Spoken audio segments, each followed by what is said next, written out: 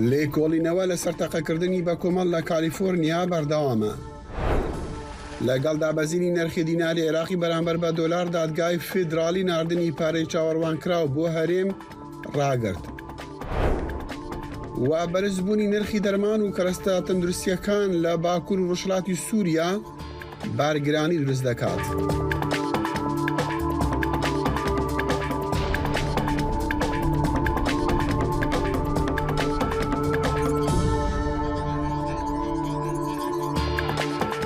ئەم کاتتان شاد و خۆشاتنەوە بەرنامەی کورد کۆنەکشن لە دەنگی ئەمریکا لە واشنگتن. ئێستا کاتژمێر 7 بەیانی ڕۆژی پێنجشەممەیە.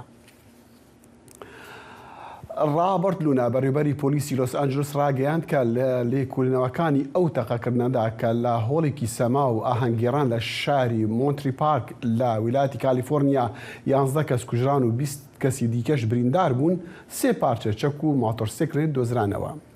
تەقەکردنەکە لە هۆڵی سەمای ستار باڵروم ڕۆژی شەممە تەنها کاتژمێرێک بوو دوای ئەوەی کە دەیان هەزار کەس بەشداریان لە ئاهەنگەکانی لوناری سەری ساڵی نوێی ئاسیەکان کرد کە لە شارەکەدا. شێف لونا شەوی چوارشەممە لە کۆنگرەیەکی ڕۆژنامەنووسیدا قسەی کرد لە کاتێکدا وێنەی 3 پارچە چەک نمایش کرا. دەسەڵاتداران ڕایانگاندووە هۆ کانتران تەمەەن 72 ساڵی تەقەکردنەوەی بە چەکێکی نیمچە ئۆتۆماتیک لە شێوەی دەمانجەیەک ئەنجامدا بوو. دەسەڵاتداران ڕایانگەاند کە ڕۆژی یەکشەمە تران بە مردووی بەهۆی تەقەیەکی ناو ئۆتۆمبیلەکەیدا و دەمانجەیەکی لەدەستدا بوو دۆزرایەوە. 2 ڕۆژ دوای ئەو کۆمکوژیە لە هێرشێکی تری هەمان شێوەدا لە کالیفۆرنیا زیاتر لە 4 کەس کوژران.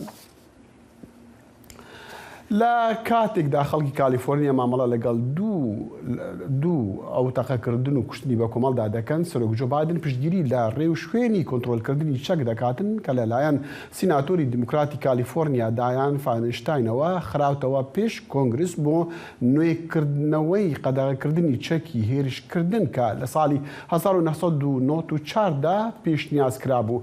بەڵام بەهۆی ئەوەی کە کۆماریەکان ئێستا ئەنجومەنی نوێنەران کۆنتڕۆلیان کردووە و دادگای باڵاش زۆر مەیلی پارێزیارانە، دوا ڕۆژی یاسایەک بۆ کۆنتڕۆلکردنی زیاتری چەک لە ئەمریکا ڕووناک نییە.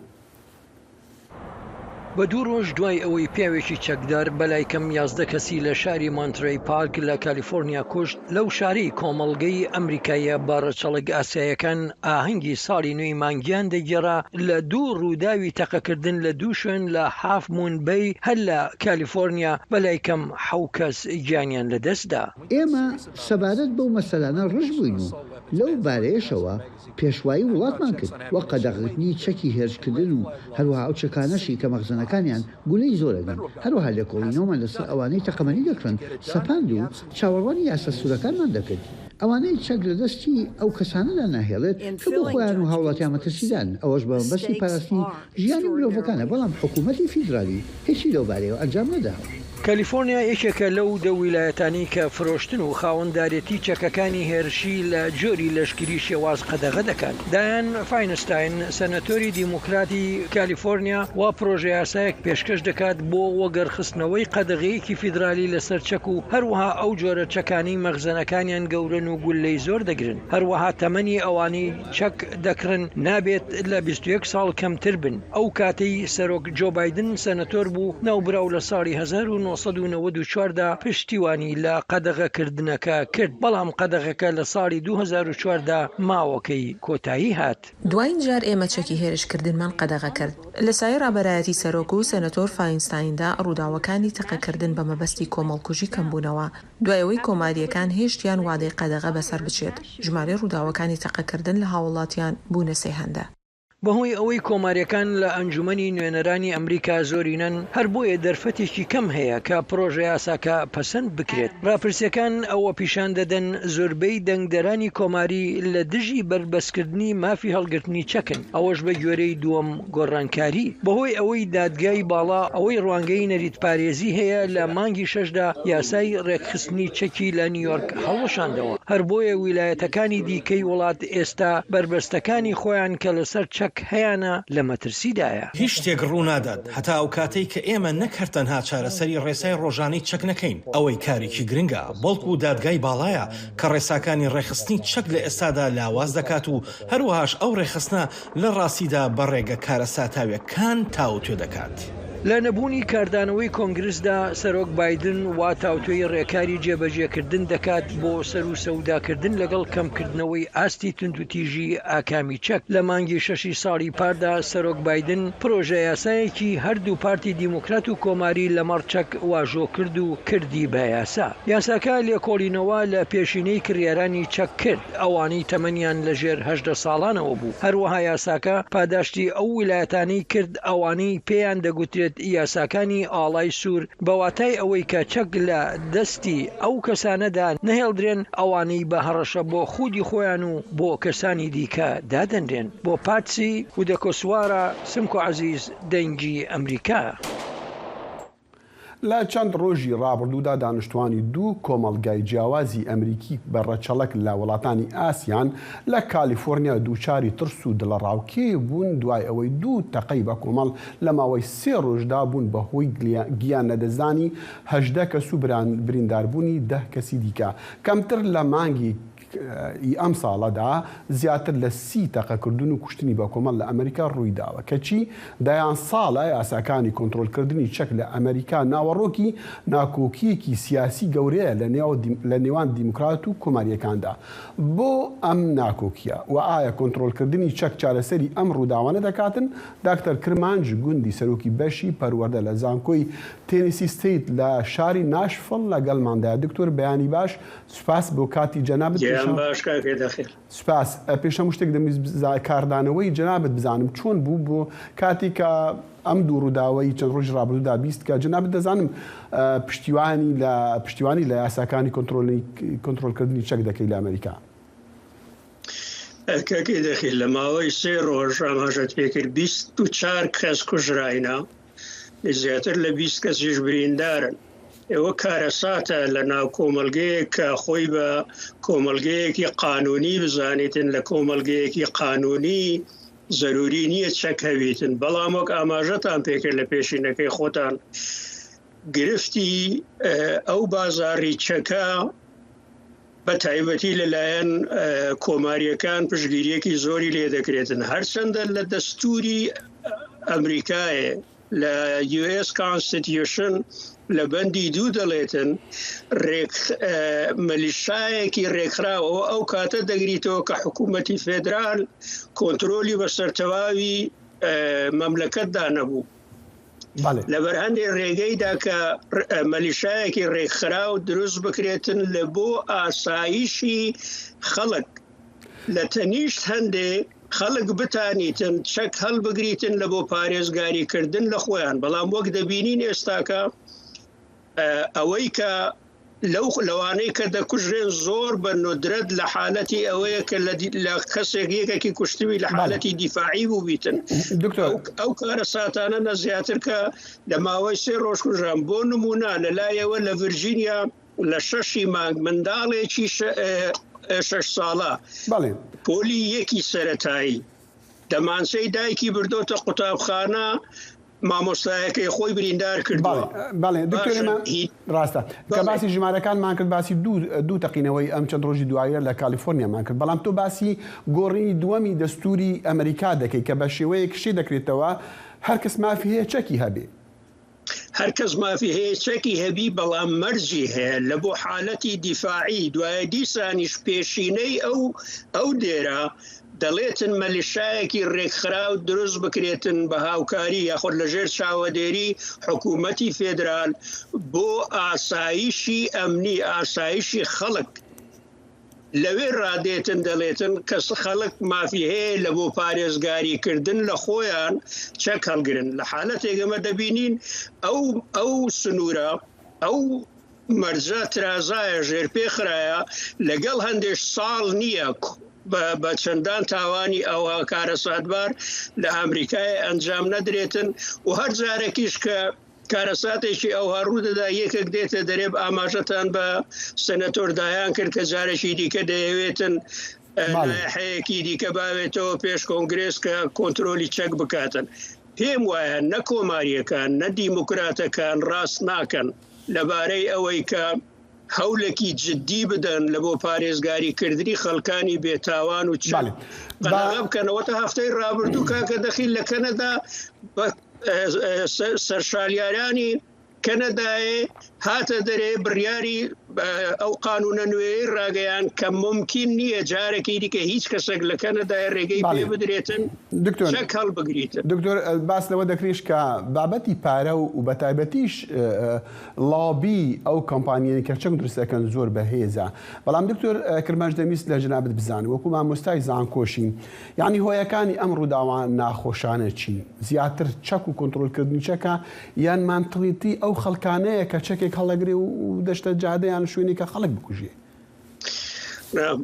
ئاسانکاریە لە بەدەستێنانی چەکە مەسلەی ئەوەی کە دەڵێن ئەوانەی کە ئەو جۆرە کارەساتانە دەکەن نەخۆشی دەرونیان هەیە باشە خۆ ئەوەی ئەمریکا تەنیا وڵات نییە کە نەخۆشی خەڵکانێکی تێدابی نەخۆشی دەرونیان هەبیتن لە هەموو دنیای هەنە بەڵام لە وەختە خەڵک دەستی بە چەک ڕانەگاتن ئەو هەموو تاوانە ڕووناداتن کابرایەکی دەروون نەخۆش شەڕ دەکاتن لەوانەیە چەند بۆکسێک بووە شوێنتن یا چەقوو بێتن کە ڕێژەی کوشتاری ئەوەی کە لە ئەمریکایە دەکرێتن وەکو وڵاتانەی دیکەی پێشکەوتوو دێتن کە بە ندرەت خەڵک گوێی لێ دەبیتن کارەساتێکی ئەوە ڕوو بداتن. بەڵام شتێکەیە کاکە دەخیل لێرانە لە سیستەمی سەرمایەداری قانونی سیستەمی کۆمەڵایەتی سیاسی کۆمەڵایەتی قانونی زۆر لاوازە لە ئەمریکای سەرمایە دروستکردنە. لەو حالەتە لە بەرامبەر سەرمایە دروستکردن ژیانی مرۆڤ کەمترین ئەرزشی هەیەدەنا لە وەختێک وڵاتێکی قانونی بیتن وەکو ئەمریکایە بۆ دەبێتن NRA. دکتۆر ئەو هەموو دەسەڵاتەی هەبیتن لە بەرامبەر کۆنگرێز لە بەرامبەر قانونی دیکە لە بەرامبەر بێزاری خەڵک بتانیتن بەردەوام ئەو بازاڕە بپارێزیتن. باڵێ دکتۆر هیوا هەیە کە لە کاتێکە کە ئەنجومەنی نوێنەران زۆرینەی کۆماریەکان ئێستا کارێک بگری دوای ئەو ڕووداوە ناخۆشانەکە دەبیڕێ لە ئەمریکادا بۆ بابەتی ڕێخستنی و ڕاسای چەک. باوەڕ ناکەم کاکە دەخیل بە تایبەتی ئێستا کە ئەجواکی نوێرەنار لە دەستی کۆماریەکاندایە و دادگەی باڵای ئامریکایە زۆرینە کۆمارینە جارێکی دیکە گوێت لێ دەبیتەوە دێنە دەرێ دەڵێن وەکو ئاماژەت پێکردەوە چەک نییە خەڵک دەکوژیەوە کەسانی دەروون نەخۆشن بەڵام دیسانیش بە ئەمریکا دەبێت لە وڵاتانی دیکە فێر ببیتن. وڵاتێکی قانونە کە قانونی تێدا ئادا دەکرێتن لە وڵاتی قانونی پێویست ناکاتن دوای ئەوانە دەبێت حکوومەت ئەگە ئیجازەم پێ بدەیت حکوومەت لە بۆ یەک لە کارەکانی ئەرکی حکوومەت ئەوەیە پاراستنی ژیانی خەڵک بکاتن.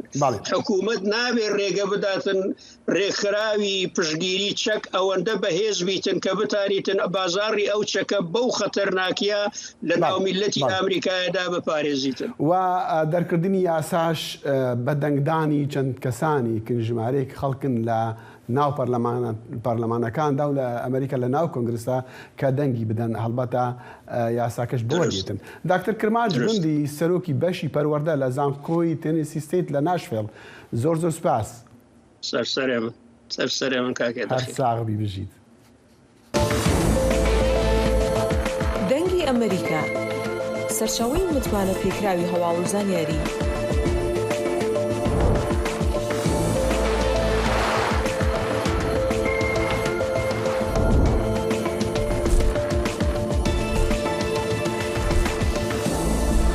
لە ماڵپەڕ و تۆڕە کۆمەڵایەتیەکانی دەنگی ئەمریکاوە ئاگاداری هەواڵ و گۆڕانکاریەکانی جیهان بە.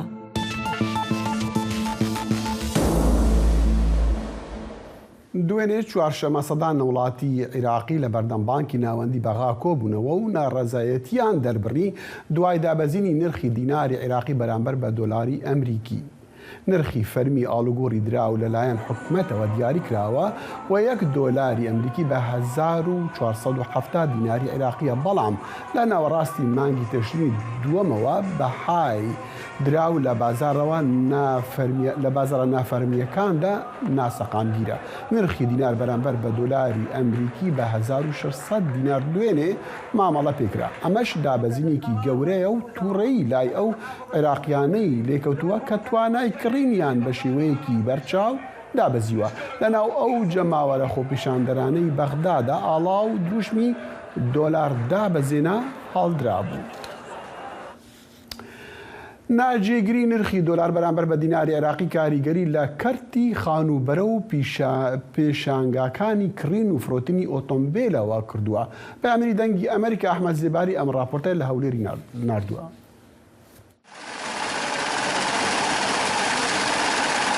لەگەڵ بەرزی و نزمی بەهای $، زۆربەی مامەڵەکان وەستاون یان کەم بوونەتەوە. ئەحمەد خاوەن نووسینگەیەکی خانوبەرەیە. باسی کاریگەریەکانی نرخی $، بەسەر مامەڵەی خانوبەرەوە دەکات. بەرزبوونەوەی نرخی $، لە هەموو بەشەکانی ژیان کاریگەری دروست دەکات، بڵەخاصیش لە کەرتی خانوبەرە. دەتانم برێم ئەوەی کە لە هەرێمی کوردستان نیشتەجێیە موچەی مانگانەی چ لە کەرتی حکومیبی چ لە کەرتی تایبەتەوە بی موچەکەی بە دینار وەردەگری، کە ئەوەش نقطەشی سلبیە لەسەر ئەوەی کە ئەگەر هات و نرخی $، بەرز بیتەوە کاریگەری لەسەر تاک بە تاچی کۆمەلگا دروست دەکات. لە هەرێمی کوردستان لەبەرەوەی معاملە بە $، یعنی ئەو کەسێک لۆن مونە ئەگەر کەسێک هەژار بوویتن لۆن مونە پێشتر ویستی خانیەکی بکڕی بە 7 دەفتەری بە 5 دەفتەری، ئێستا ئەگەر کەمترین سعری حسێب بکەیت تقریبا برێ 3 ملیۆنی هاتە سەرێ لەوەی کە پێشتر ویستێتی بکڕی لۆن مونە. ئەگەر بە 3 دەفتەری بووبی 3 ملیۆنی هاتە سەرێ بەلای کەمی، یعنی ئەگە 10,000 حسێب بکەین لە هەر دەفتەرێکی.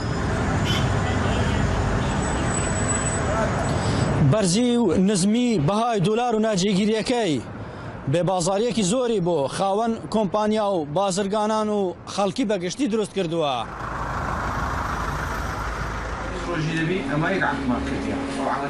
ڕەوەند خاوەن پێشانگایەکی گەورەی ئۆتۆمبیلە.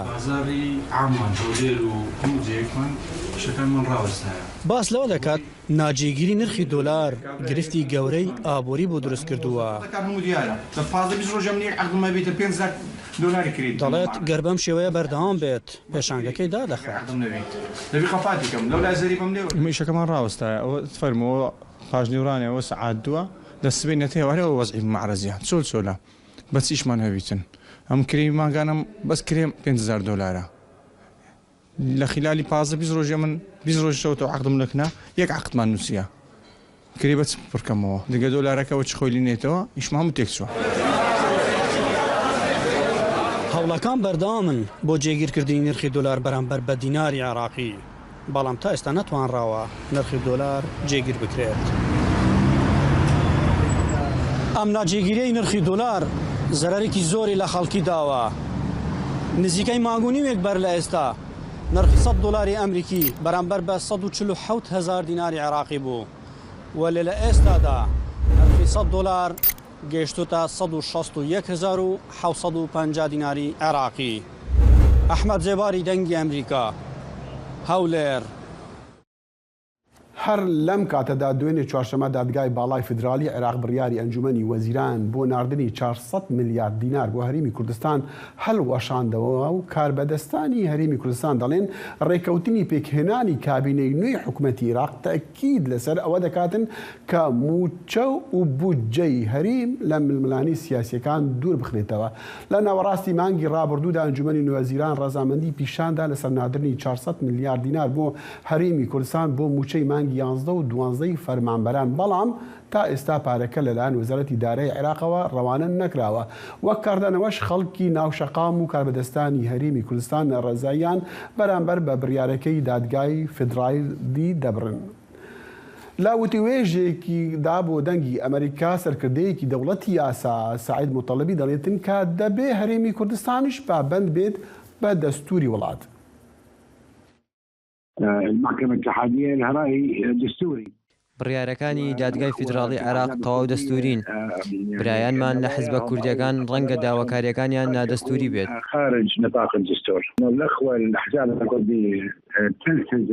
دەبێت لایەنە کوردیەکان پابەت بن بە چۆنێتی ئیدارەدانی دەوڵەتەوە لەگەڵ حکوومەتی عێراق بە شێوەیەک ڕێککەوتوین لە دەرەوەی یاسا نەبێت و ڕێککەوتنەکان عەدالەتیان تێدا بێت. زۆربەی پارێزگا عێراقیەکان وا هەست دەکەن داواکاریەکانی کورد نەعەدالەتیان تێدایە. بۆیە شەقامی عەرەبی هاوسۆز نییە لەگەڵ هەرێم. دەبێت هەرێم هەماهەنگی بکات بۆ دەرچوانی یاسای نەوت و گاز. دەبێت هەرێم کار بۆ بەدیهێنانی جۆرێک لە هاوسەنگی بکات لە نێوان پەیوەندی دارایی و ئابوووریەکان لەگەڵ پەیوەندی ئیقلیمیەکان. لە 24 کاتژمێری ڕابردوودا دوا بە دوای بڕیاری دادگای فیدراڵی عێراق کاردانەوە لە هەرێمی کوردستان چۆن بووە؟ دڵشاد ئەنوەر پەیامنەری دەنگی ئەمریکا لە کەرکووک لەگەڵماندا. کاک دڵشاد، خەڵک چی دەڵێ لە ناو جادا بۆ بڕیارەکەی دادگا؟ دەخیل بێگومان خەڵک بۆتە دوو بەشەوە. بەشێکی چاوەڕوان بوو کە ئەو بڕەپارەیە لە عێراقەوە ڕەوانەی هەرێمی کوردستان بکرێەوە لەلایەن بەرپرسانی هەرێمی کوردستانەوە بڕەپارەکە بۆ موچە و پرۆژە تەرخان بکرێ. بەڵام بەشێکی تری زۆر کێشان نییە لەگەڵ لە ناردنی پارەکەوە. پێیان وایە ئەگەر حکوومەتی عێراقیش ئەو بڕەپارەیە بناردایە بۆ موچە و بۆ خەڵک تەرخان ناکرا. بەڵام دەخیل من ئەمەوێ لەگەڵ ئەمەش ئاماژە بەوەش بکەم کە لە زاری بەرپرسێکی باڵای هەرێمی کوردستانەوە کە بۆ دەنگی ئەمریکا قسەی کرد کەمێک لەمەوبەر ئەو باسی لەوە کرد کە هۆکاری بڕیارەکەی دادگای فیدراڵی عێراق و گۆڕینی خیتابی بەرپرسە شیعەکانی عێراق پەیوەندی بە فشارەکانی کۆماری ئیسلامی ئێرانەوە هەیە لە دوای سەردانەکەی برێت مەکگۆرک بۆ هەرێمی کوردستان و عێراق. ئەوان پێیان وایە کە ئەمە جۆرێکی ترە لە یاری و جۆرێکی ترە لە هەوڵەکانی ئەقلیمی بۆ تێکدانی پەیوەندیەکانی بینی هەرێم و بەغدا بە تایبەت کە مەکگۆرک لە سەردانەکەیە بۆ هەرێمی کوردستان و عێراقیش هانی بەرپرسانی هەرێم و عێراقشی دابوو بۆ ڕێکەوتن و لێک نزیک بوونەوە و وەلانانی ناکۆکیەکانی نێوانیان. ئەو بەرپرسەی هەرێمی کوردستان کە قسەی بۆ دەنگی ئەمریکا کرد باسی لەوە کرد کە ئەمە فشارێکی ئیقلیمیە و هەوڵێکە بۆ تێکدانی ئەو لێک تێگەیشتن و ڕێکەوتنەی کە لە نێوان باڵێن مەکگۆرک و بەرپرسانی عێراق و هەرێمی کوردستانە هەبووە. بەڵێ هەڵبەتە ئەمە موچەی فەرمانبەران دوا دەخاتن، بەڵام کە موچە نەبێ کاریگەری لەسەر جادە و لەسەر بازار زوو دیارە بێوە نیە؟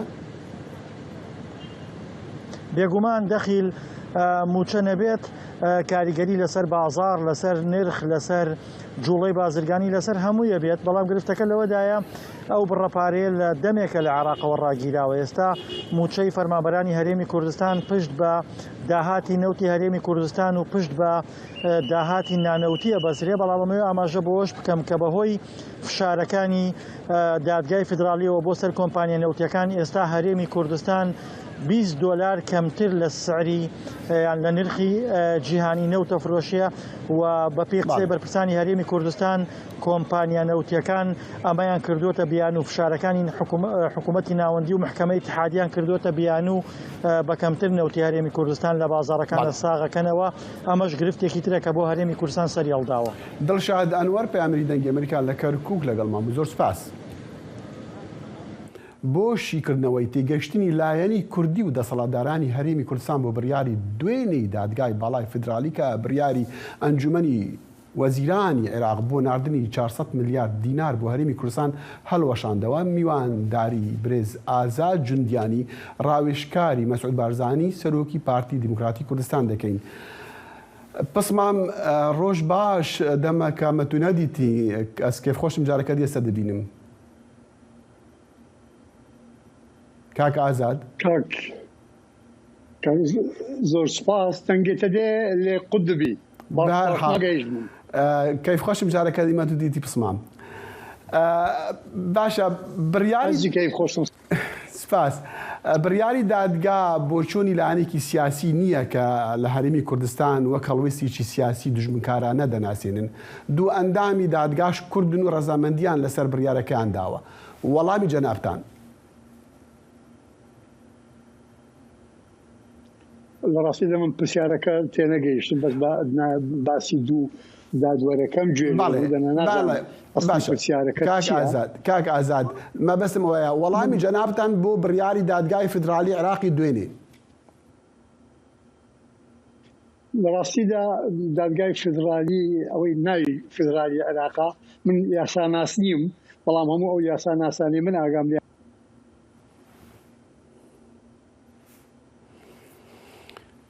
مقابل دەنگی برێز ئازاد جندیانی تێبڕین هەلبەتە بەحسی بڕیارە دادگەها بلندا عێراقی دیکەین بۆ بڕینا ئەوەی قەدری پارەی کو بڕیار بوو بۆ هەرێما کوردستانی بێتە هەناردن ئەم دێ هەوڵ ئەدەین جارێکتر بگەڕینەوە لای کاک ئازاد بۆ ئەوەی ئەم بابەتە شیکردنەوە بزانین و بزانین لایانی کوردی چۆن بیر دەکاتەوە چۆن تێدەگاتە ئەم بڕیارەوە هەنگاوەکان چی دەبتن دیارە کاک ئازاد گەڕایەوە کاک ئازاد فەرموو ئەگەر بە کورتی وەڵامی پرسیاریەکەمان بدەیت چونکە دیارە دەنگەکەت دەبڕێ.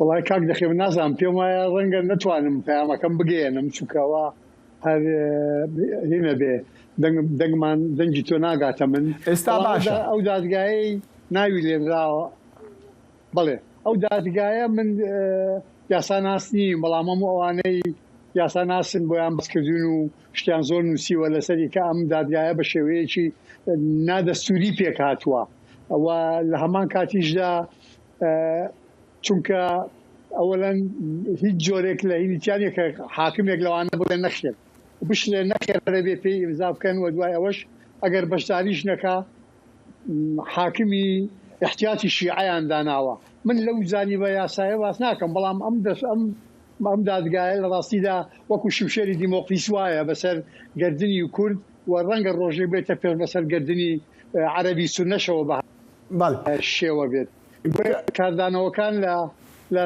سەر بارزانیەوە واتە ئاگاتە سەرۆکی هەرێم و سەرۆکی ئەنجومەنی وەزیران و لە پەرلەمان و لە حتا لە ناو سونەکانیش بەڕێز کاردانەوەکان دەبینین ڕێی خۆی وتووە و خەڵکی دیکەش کاردانەوەکان دەبینین لە سەرۆکی هەرێم سەرۆکی پارتی دیموکرات مەسعود بارزانی و سەرۆکی هەرێم و هەموو کاربدەستان.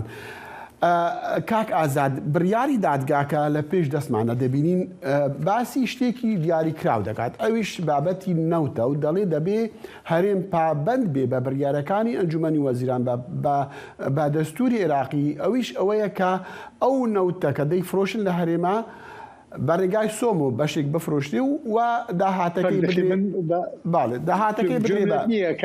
بە پارچە پارچە جۆملێتە بێت بە داوای لێبوردنەوە کاک ئازاد گیان دیارە ناتوان وتوێژەکە هیوادارین بتوانین دە کاتێکی دیکە وتوێژەکەمان بکەین بەڕاستی فرسەتێک بوو کە لەگەڵ ژنان قسە بکەین بەڵام بەداخەوە کێشەی تەکنیکی لە بەردەمانە هەموو جاری دەبن. زۆر سوپاس ئازاد جندیانی ڕاوێژکاری مەسعود بارزانی سەرۆکی پارتی دیموکرات کوردستان لەگەڵمان بوو بەداخەوە پەیوەندەکەی باش نەبوو هیوادارم بتوانین لە داهاتوودا بتوانین ئەم بابەتە زیاتر پێداچوونەوەی لەسرا بکەین. دەنگی ئەمریکا جافکانیەکە پێباوەریان و چاو ئاگاهیان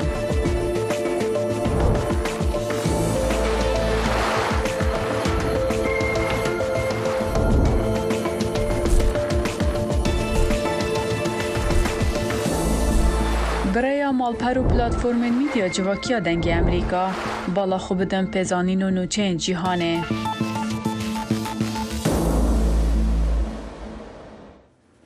ئیرۆ پێنجشەمبێ هێزین سووریا دموکرات هەسەدی داخوایانیەک نویسکیدا ڕاگەهاند و هێزین هەڤبەشین وان ئۆپراسیۆنا تۆڵهەڵدانا شەهیدên Reqayê bi piştgiriya firokên koalîsyona nifneteweyî 68 çekdarên şaneyên razayiyên Daişê girtine.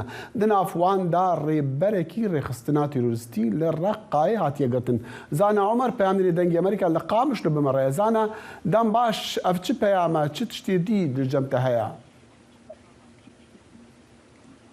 بله دم باش دخیل جخوا اپراسیون هیز سوریا دموکراتیک پشتیبانی عزمانی یا کوالسیون نافنتوایی لرقای طبقای لدار دخه کتروجا خوری دوام ده حتی ویس به هجمارا گشتیه گو هاتنه گرتن هفته و شش چکدار داعشی هاتنه گرتن دناف ده والی رقای عطله المیتانی او وگو لیدر داعشی هرم رقای و نافچه اوی او هاتا گرتن لگوری آگاهی دنگ امریکا به دست خست گو اول دردورا رقای ناف زویان ده خوشارت بو و پشتی شوپاندنا جالیه کوالسیون و هیزن سوریه دموکراتیک و ده اپراسیون که تایبت ده هاتیه گرتن بله بله جبلی مثلا قرتنا وان چکداران چشتی دی یان دستکفتین دی نوه اپراسیونی او دی بیجن چبون بله داخل جخوا گرینگی قرتنا والی رقای لگوری هیزن سوریه دموکراتیک لگوری شوپینران لگوری گوته شوپاندن اوه گو ویتگ هشتنه که برفرهش بو کوالسیون جی هم جی جبو هیزن سوریه دموکراتیک چه دکش برگو اف کسی گو هاتیه گرتن دکاری بو اوی ریوبرنا تورن دراوی داعش شانه داعش دکر لباکر رجلات سوریه هر وها تگ هشتنه که برفرهترش بو تکتیک و استراتیجیک داعش بردوام دی خستنا تروریست وان تکتیک خود گوهرینه به گرتنا وی لیدری دوی دماهان که دا ایدی و برفره تیگشتنه که چه بکه کاچا و شانه داعش تفدیگرن چه آرمان جنوان دمان اویده هلبت و داعش برتکه بده هولن ایریشان هاتنه چکرین لدورا دیرا زوری وک پرتکین داعش لسر و حمله هسدی لرقای او لديرا زوري همجي لباشوري حسكي نها ايريشان بيكتينه گرنگیه که دنیا و اپراسیونی بتایبتی او لکرنا رقایه بتایبتی لدردورا گرتیگاه ناوندی رقایه گو بحزاران گرتین داعش لی گرتینه جبرگو یکش آرمانج سرکین داعش شانه داعش بتایبتی الهریما فراتی ایریشا گرتیگاه رقایه ناوندی گو دجاران هول دا ایریشوی بکه او ایریشانا ریل برها گرتن و تیک چون نها بوان اپراسیونان او لکرن از گرتیگه گو داعش لی لهریما فراتی لکوبانه لآلیه رقای آسیتر دبه و ایدی بیتر آلیکاریا هیزن اولکاری دیگه گو کنترول بکن بله زانا عمر بأمير دنجي أمريكا اللقاء مشتو بمرة بوغل كسباس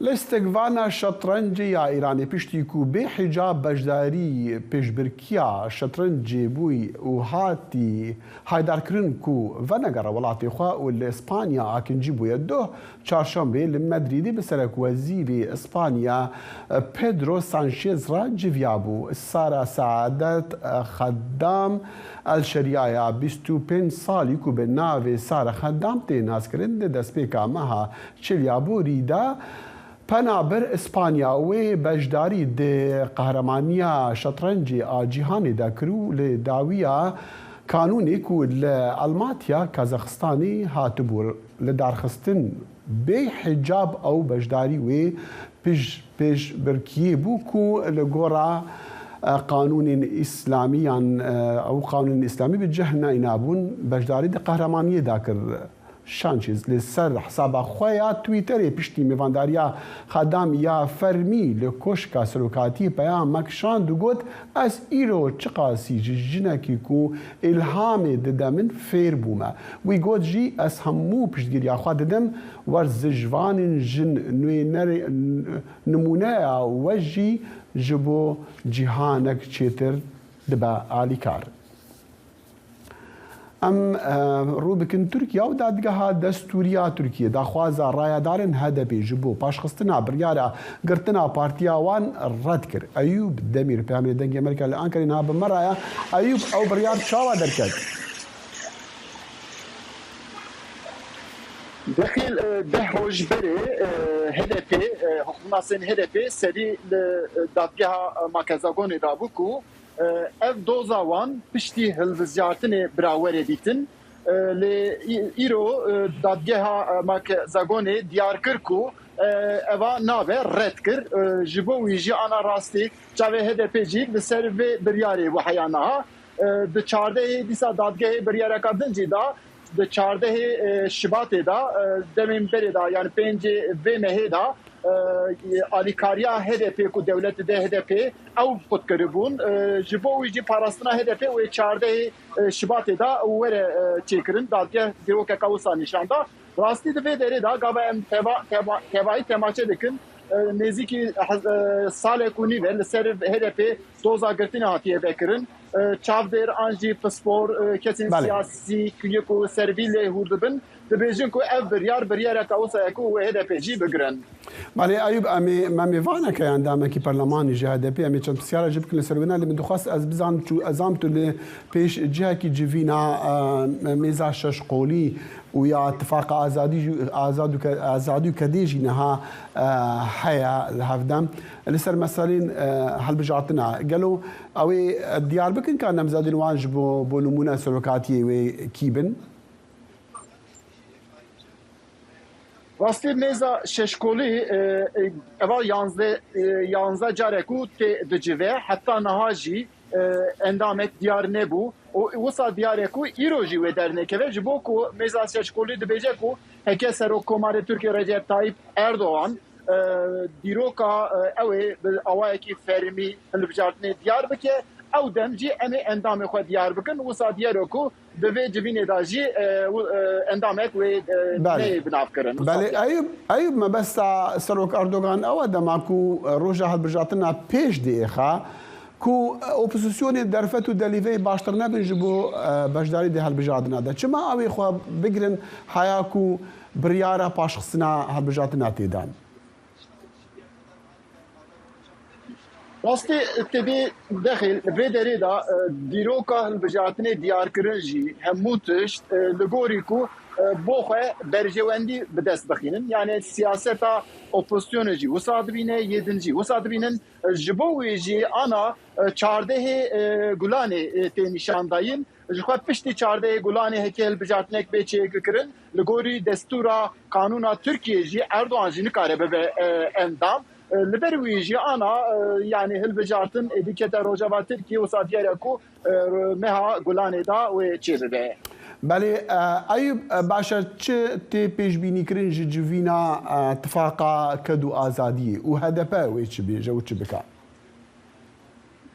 بله راستی اوجی 6 پارتینه دبن سروکاتیا هدف دا درد که دفش yani duruş beri cibinin navenda gişti ya HDP Ankara hatta çekirin Armanca vanji eveku evji be endamin azat derkevin peş yani endamin xoye cibo serok komari Diyarbakır evji dibejin ko rojen peşi amada eme endamin xoye Diyarbakır eme be seri xoye tekevin hilbijartini rasti ev helwesta HDP دواري اوبوزيسيون داجي بفكارت تماشا كرن جبوك HDP بتناصر خو تكبي ببنبي دبيجن كو فيداوي ويجي او راببه جي دستلاتي راببه لراستي HDP جي دبيجه وهل بيشامت تشتكيدن نهيش امجي لبروي باندام خو سر بخو بشتاري البجارتني ببن.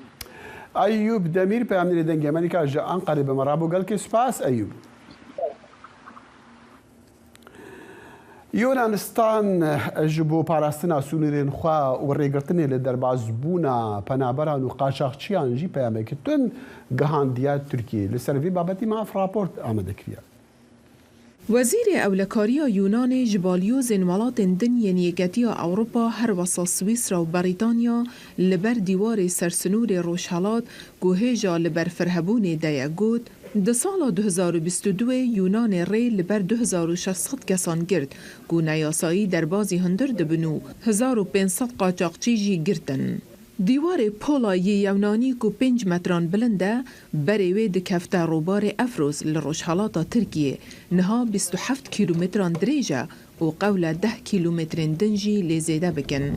تیکس ثیودور کاکوس وزیر پاراستنا ولاتیان جی 28 نوینرین دست نشانکری را گود که سنور یونانه هر وسا سنور درو یکتیا اروپایی جی.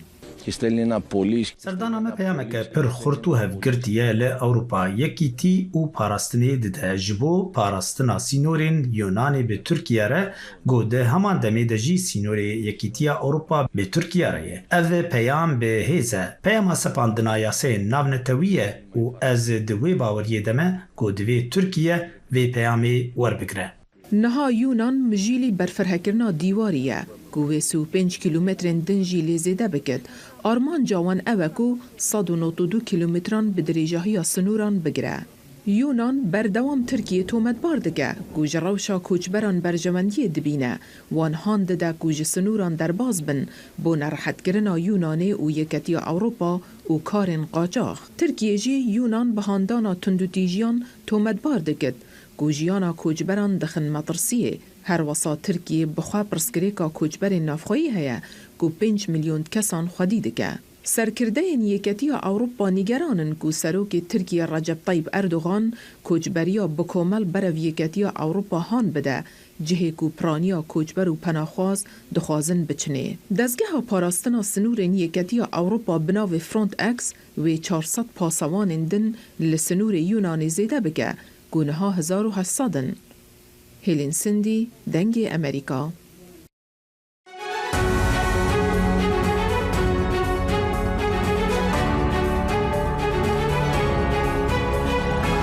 چاوی واشنطن بەرنامەیەکی هەفتانەیە لە بەشی کوردی دەنگی ئەمریکاوە ئامادە و پێشکەش دەکرێت. من بەڵێن ساڵح هەموو ڕۆژانێکی هەینی لەگەڵ پسپۆڕاندا تاوتوێی گەرموگورترین بابەتی ڕۆژ دەکەین لە پەیوەندی بە سیاسەتی دەرەوەی ئەمریکاوە. لەگەڵمان بن.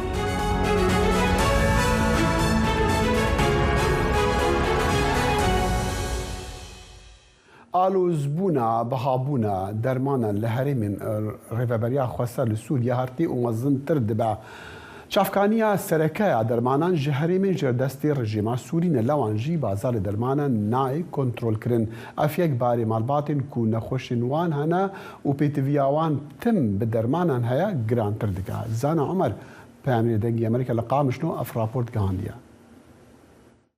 ناريمان محمد بدرمان جدرمان خانه درکت دبیجه جبر بوهابونه او ایدی نما دیکاره درمانی خواب بکره حقی درمانی کچکا اری حقی درمانی کچکام کری 15000 کری مزعیم تعبانه کری درمان شامه و دورن رژیم سوریه تنه هرم کردین سوریه لورا ریوبریا خسر نکاره کنترل بکه زیدبونا نرخ درمان پشتی و یکی هاتیه گو بانگا ناوندی یا سوریه نرخ دلار امریکی لهمبر لیره سوری بلند کریه. دکتر صلاح رمو درمان فروش دبیجه گو پرانیا ماده خام ین درمانان جدر وتین هاویر دکرن. درمان ئاستنگایی کە گەلکی خورد و مەزن چێکریا ji kesê me re derman bihabûye bihabû navê 6 û vênajî problême gelek mezin çêkiriye lê ev jî girêdayiye bihabûna dolar ve di benga merkezî de dolar berê ji kargeha re 10,000 حساب كرن إيرو خصنا شارونيف ودرماني ما تبش درفتي. نشتجيهن قام شلوي ديار دكينجو دوي روشا آبوري يا خراب ده كارين نوان نلگوری بوهابونا نرخ درمانن. جابر چولو مهانه 5,000 لیره سوری درمانان جبو باوی خود کره. دبیجه گو پشتی وی بوهابونه و روشاوی پر آلوز ببه. که باوی می درمان وی هنه اساسیات یعنی سکری ضغط ایدل بره مثلا سارا وینا ما 5 دبر ایف 80 دبر انا بوی دبر يعني تدرس صيدليات بصد صديها تيسر يعني سوريا حكومتها رجيمها تيسر لغوري ليستيا نو يا نرخ درمانان رجايا بلندبونه جسيهو بينج دسبيديكه و دگهجه صد جصدي جبو هنجورين دن جدسبيكا كريزا سوريا و نرخ درمانان 28 جاران بلندبويه لغوري چافديران اويك باري نخوشان و مالبات وان گراندكه بتايبت خودين نخوشين ماينده. زانا عمر دنگ امریکا قامشلو كردك لباجار موصلي توتنا كردستان دفروشو هيفي ديكاكو كردن نشتجي ين موصلي دي سانجاري كدي وغرنا باجار خا كاو عمر بامري دنگ امريكا لدكانا وي توتن فروشيبو وافرابورت جمرة هنارتيا. هذا بازار بابل طوبة الموصلة كيفن يكم دكانات تيدني هاتيا فكرن جلاي شاكري مزيري و دهان جورين تيدنا كردستان نمايش كرينو بهاين جواز جه 10,000 ديناران دست بيت كد بو هر كيلو يكيو حتى دقيهيتا 8,000 دينار عراقي. والله بري دكاندار تيتن شي قلبن مشابه نوكا كاس نمايا قرأت شوينا دوهوك وهفلير بس نوكا أول شخص دكانات تيتني من فاكري.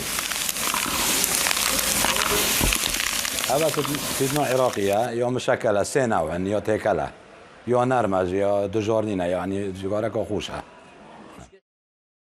هذا تقريبا 3000 كيلو.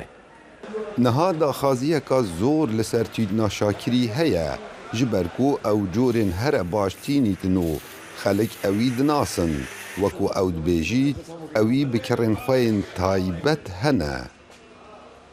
والله تقريبا بيراميرات عرب يطرحوا شونت مثل اطرافت مثل ازدي اون مشتريت تيتني اون او خو خلكي مثل يه اواره بيچويا كردستاني الفيرا دي تيتنت فرود بري دي قوي مازوني او تيتنت فروشيتن اميكاتي هندك تيتني اجداف وي بين تيتناوي قالك علاوه وتيتنيا هاي تيتنا دجوار تيتنا نرميا هاي تيتنا وسطيا هاي شاکر ji bav û bapîran ve li bazarê Babiltop dukana tîtnê hebûye û lê ew ji ber şerê Daeş li Mosilê aware bûbûne herêma Kurdistanê û niha vegeriyayne.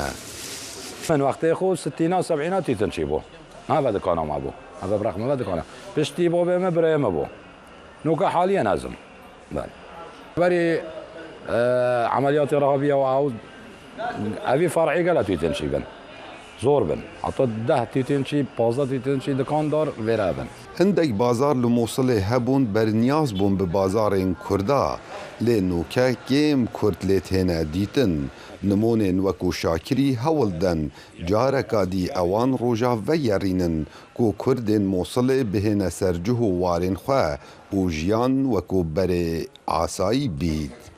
Kawa Umer Dengê Emerîka Mosul.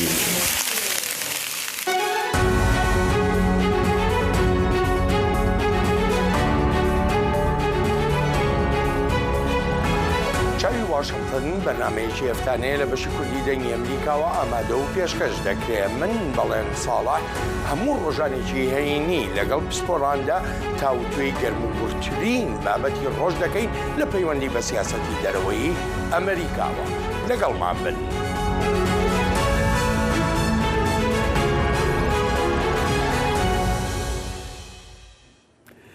کەسێک بە ناوی ژینگە پارێزی بۆشایی ئاسمان کار دەکات بۆ ئەوەی خەڵک زیاتر هۆشدار بکاتەوە لە سەبارەت بە پاشماوەی بۆشایی ئاسمان بە ڕێگای بەدواچوون و هەلبەتە ئەنجامەکانیش ئەنجامە ڕاستەقینەکەی لە ماڵپەڕەکەی خۆیدا بڵاو دەکاتەوە. ئەو دەڵێتن کە پێویستە بیر لە فەزا بکەینەوە وەک ئیکۆسیستەمێک.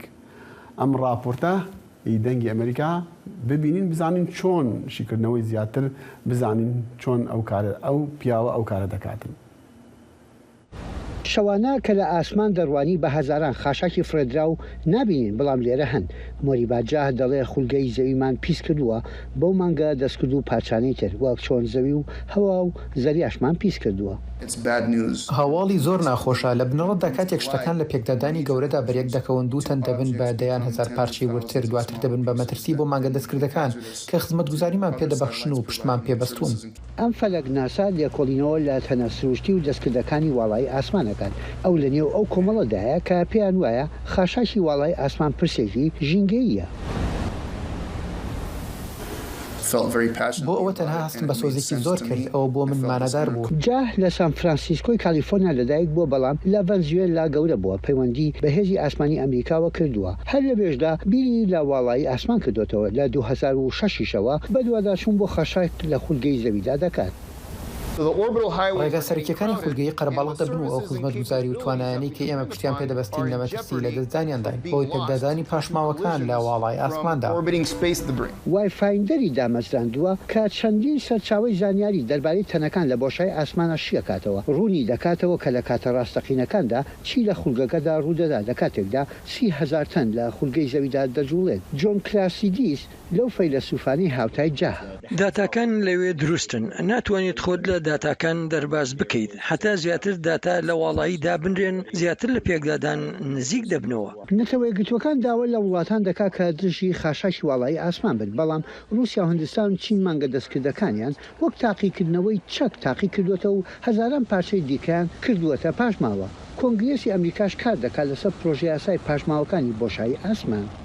ئەو ئەرکی هەموو وڵاتێکە کە پابند بن بە جۆرێک لە سیاست دەرهاق بۆ خەڵکانەی کە دەسەڵاتی ئەنجامدانی چالاکیەکانی وڵای ئاسمانیان پێدەدەن. جا هیواخوازە کارەکانی یارمەتی دەربن لە پەروەردەکردن و بەهێزکردنی بڕیاردان بۆ گرتنەبەری ڕێو شوێنی پێویست. یحیا بەرزنجی دەنگی ئەمریکا بۆ راپۆرتی دیانە میشێڵ.